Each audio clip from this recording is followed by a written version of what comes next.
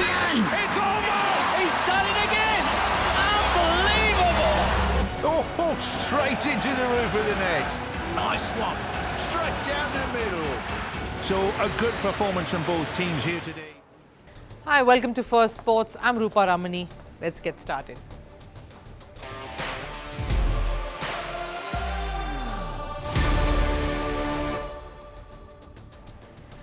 On the show today, even as Indian cricket looks to the future, what's pulling them back? Why is this transition phase becoming a bit of a niggle? I'll take you through some of the concerns for this side with the World Cup coming around the corner. Now, the world is getting primed for another showdown, another chapter in the battle of the sexes between Arina Sabalenka and Nick Kyrgios. But what's horribly wrong with this edition? And are we still living in the past?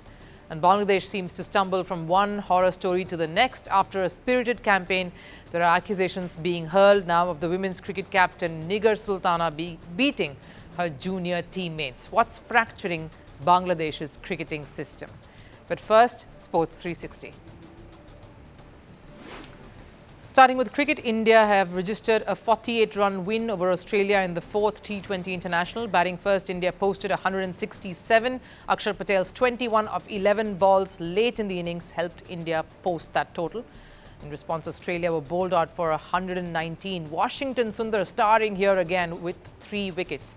India now have taken a 2-1 lead with 1 match left. After meeting the Prime Minister Narendra Modi, India's World Cup winning squad met the President Draupadi Murmu at the Rashtrapati Bhavan in New Delhi earlier today. The President congratulated the members for inspiring millions with their victory. Moving to football and the Champions League, Barcelona were held to a 3-all draw by Club Brugge. Carlos Forbes scored a brace as the Belgian side almost beat Barcelona. An own goal towards the end saved the Spanish giants. On to tennis and the year-ending WTA finals. World number 2 Iga Swiatek has been knocked out of the tournament, losing to world number 4 Amanda Anisimova 7-6, 4-6, 2-6.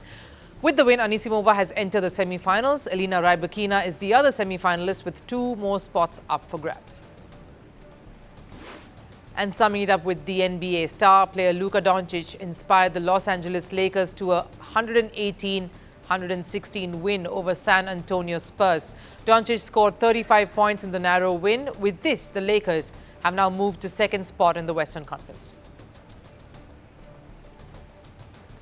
They say every golden era eventually comes to an end. India's women's team just scripted a new chapter in theirs, a World Cup victory that laid the foundation for dominance and for bigger things to come in the future. But across the aisle, in the men's camp, the mood is far from certain. The Indian men's side stands at crossroads here, caught between the past and looking towards the future, between legacy and transition, concerns over combinations, player futures, captaincy debates, and a growing question: who truly represents the next phase of Indian cricket?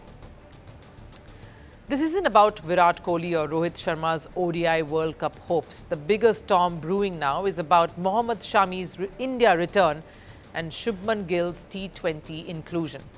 Because together they represent India's 2 extremes. One, a veteran warrior, left still waiting. The other, a young prodigy struggling under expectation. And both are symptoms of the same problem. An Indian setup still trying to figure out its own future. Let's start with the seniors. Rohit Sharma and Virat Kohli have stepped away from Tests and T20 internationals. Even their ODI future is hanging by the thread, despite a spirited performance from both. Now, while the headlines moved on, the team seems stuck in the vacuum that they left behind. A young side under Shubman Gill did pull off a series draw in England, yes. But the question is, do they have a guiding hand? A leader who can anchor this transition. One name keeps coming up, and that's Mohammed Shami. Once India's strike bowler, now strangely absent. Despite being fit and firing in domestic cricket, Shami once again missed out on the South Africa Test squad. His last India appearance that came at the Champions Trophy, where he was the joint highest wicket taker in India's title-winning run. Yet today, he's on the sidelines. Not injured, not retired, but just left out. And the reason? Well, it depends on who you ask.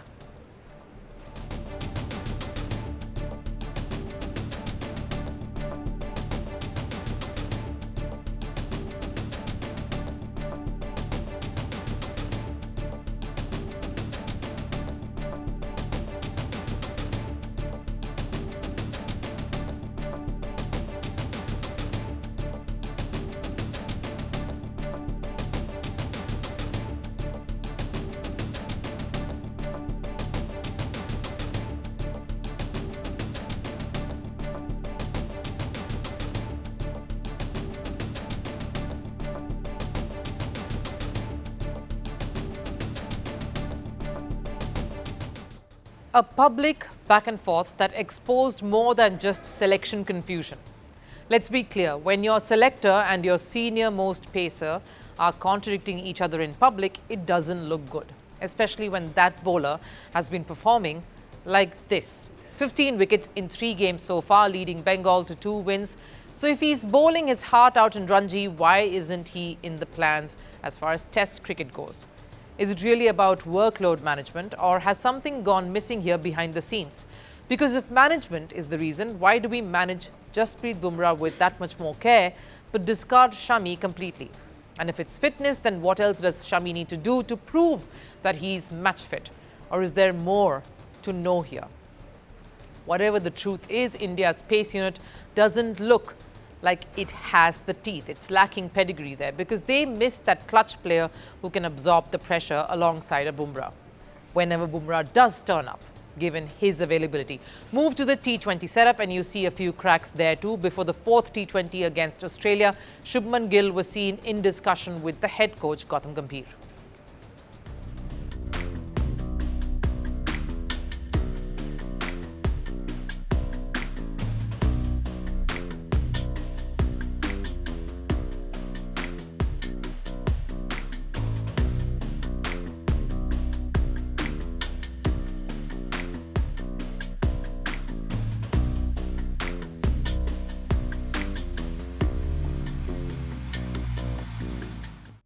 Now, maybe it was just tactical, maybe it was a random conversation, but the visuals got fans everywhere all keyed up because Gill, once seen as India's golden boy, is suddenly under pressure.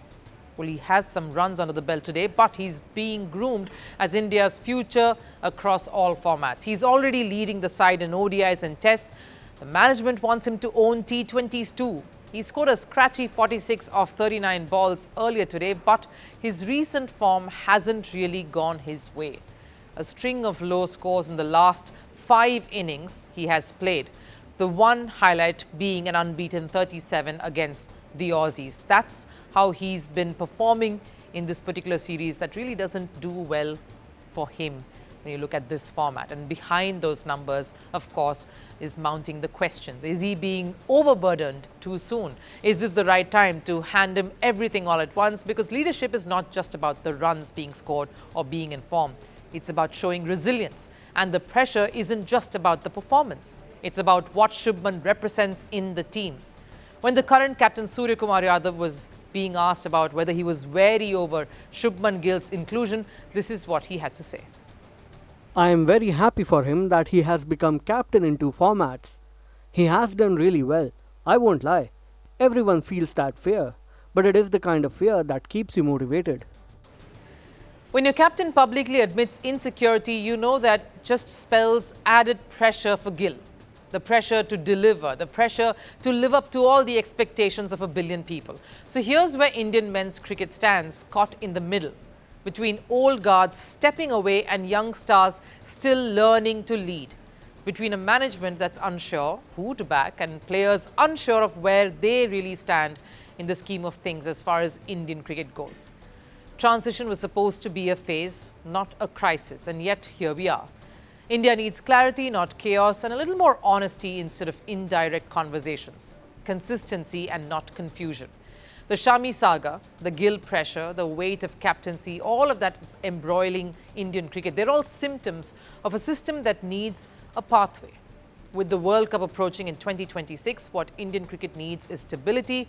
Unless that comes about soon, The next generation won't just inherit the jersey, they'll inherit this sense of uncertainty that comes along too.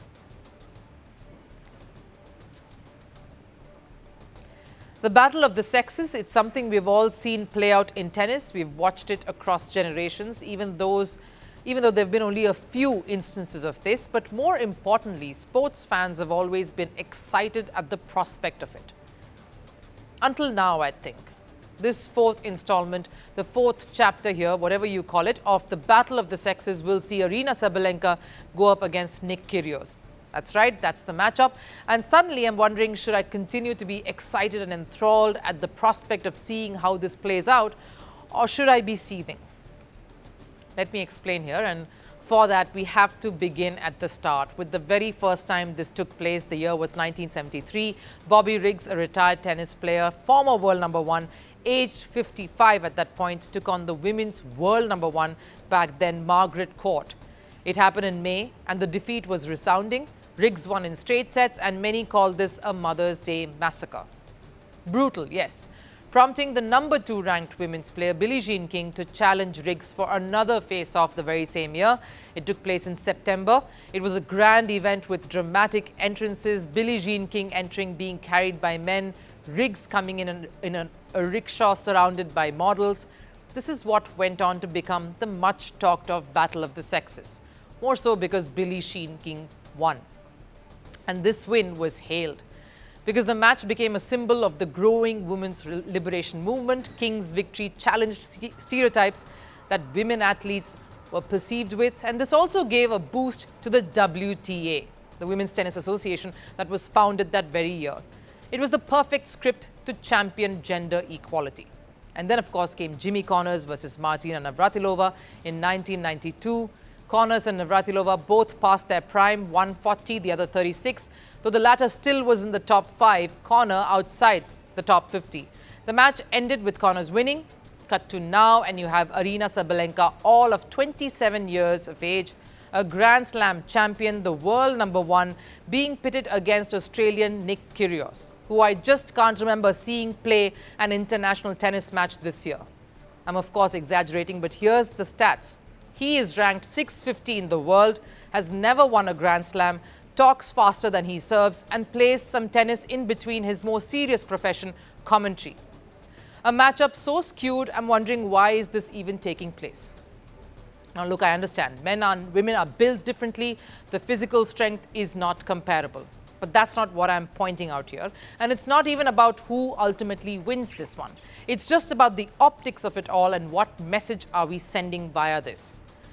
Let me set an example for you, in fact.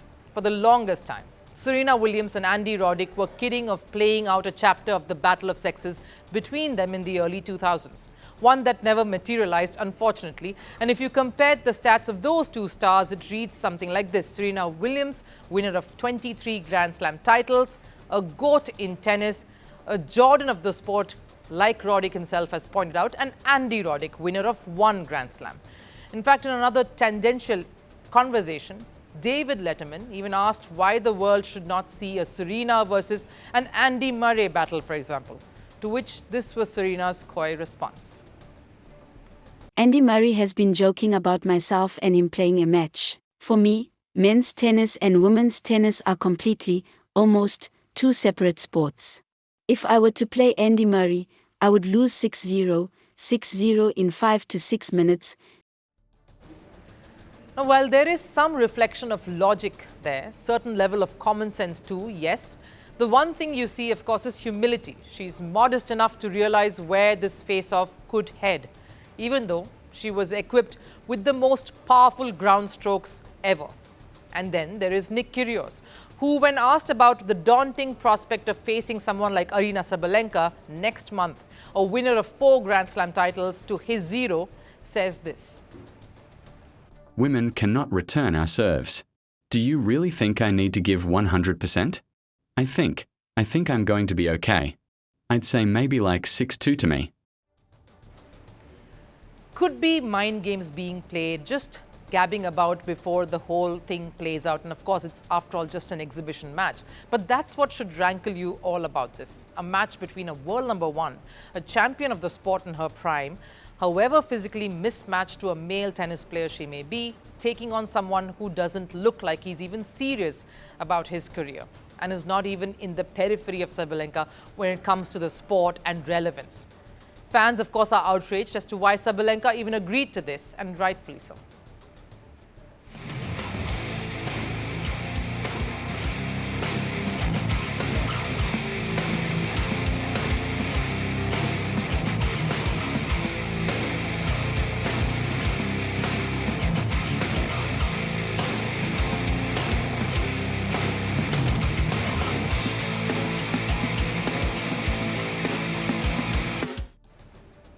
Of course, a lot of other subtext in there, but we won't go into that at this point. Now, there are two things here. One, the concept of the battle of the sexes itself. Back in the early 20th century, it was riveting, it was inspiring, it meant something. Even though we witnessed a young woman fighting a senior player, Billie Jean King was 29 and Riggs almost twice her age. But that was poetic, it was magical, it was because of the times they lived in, where women had a lot more to fight for, where the concept of equality itself didn't exist.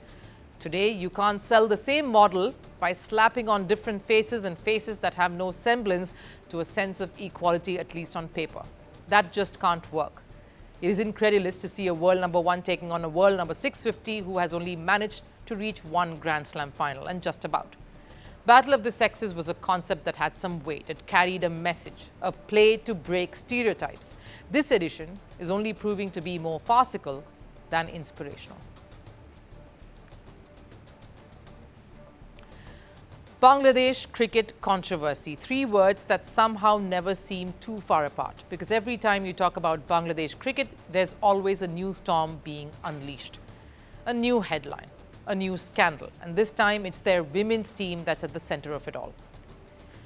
After a courageous stint at the Women's World Cup, Bangladesh cricket should have been celebrating progress, should have been celebrating the women. The girls may not have gone the distance, but they showed a lot of fight. Instead, it's been struck by allegations, and not just anything. This one is rather uncomfortable. The captain of the side, Nigar Sultana Jyoti, has been accused of physically assaulting her own teammates. The fact that such an accusation exists tells you just how fragile the system is, because it isn't just the women's team under pressure here, it's the entire sporting system of the country. A reflection of a nation struggling with political and social turmoil. Now, we often say keep politics out of sport, but in the 21st century, that's impossible. We saw it with Pakistan, and now we're seeing it with Bangladesh. Because the chaos didn't start on a cricket field, it started with the ouster of Sheikh Hasina, the country's longest-serving prime minister.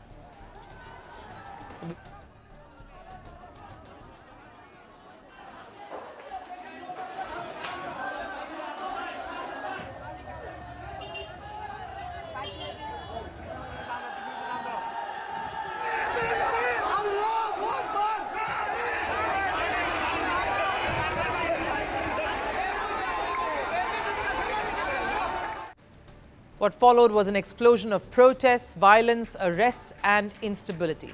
The heavy sense of unrest that exists in the country seems to be mirroring itself in cricket. The latest flashpoint, of course, is Nigar Sultana. Veteran bowler Jahanara Alam, who has 108 wickets to her name, seems to be spilling the beans on her colleague and captain. Jyoti beats up the juniors a lot.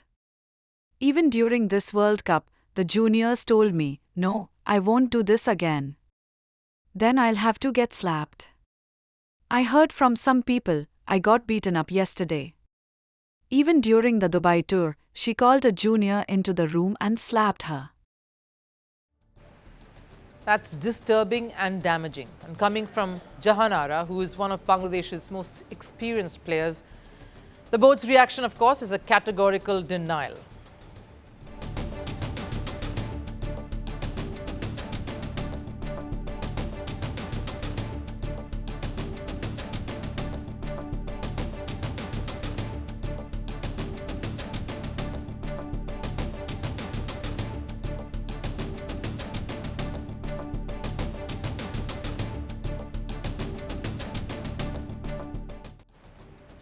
Maybe they're right, maybe it's all false. But here's what's definitely true. The timing couldn't be worse, because the women's team was finally starting to make a mark. They didn't qualify for the World Cup knockouts, yes, but their performances showed guts.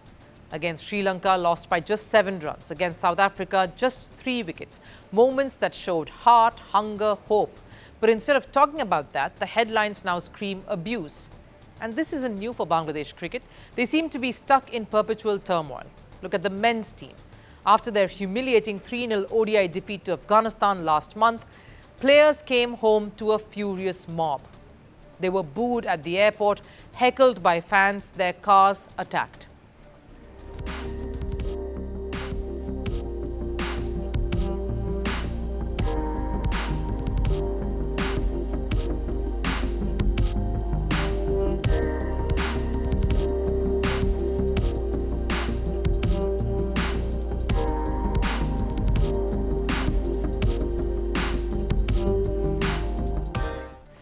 A fan culture turning violent, one that no longer critiques performances.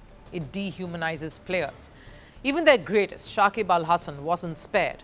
After Sheikh Hasina's fall, rumors linked him to the political unrest. He was accused of being responsible for the deaths of protesting students. Shakib, Bangladesh's biggest cricketing icon, was told not to come back home. A national hero forced into exile by the rage of his own country. And that's the tragedy of Bangladesh cricket right now. When politics enters your dressing rooms, fan anger turns violent. When whispers of abuse becomes louder than cheers, you know something is not quite right. Bangladesh cricket isn't just battling opponents on the field here. It's battling its own reflection, a reflection of a country struggling to find stability, unity and trust. Because until Bangladesh finds peace within its cricket, no matter how inspired, talented and however skilled and hungry to shine, will remain an image of its chaos. Time for last serve. South Sudan's blind football team has scripted history. Competing in their first ever international tournament, this incredible team didn't just participate, they conquered. South Sudan were crowned Division 2 African champions in Uganda, marking a fairy tale debut on the continental stage. Watch these athletes make history.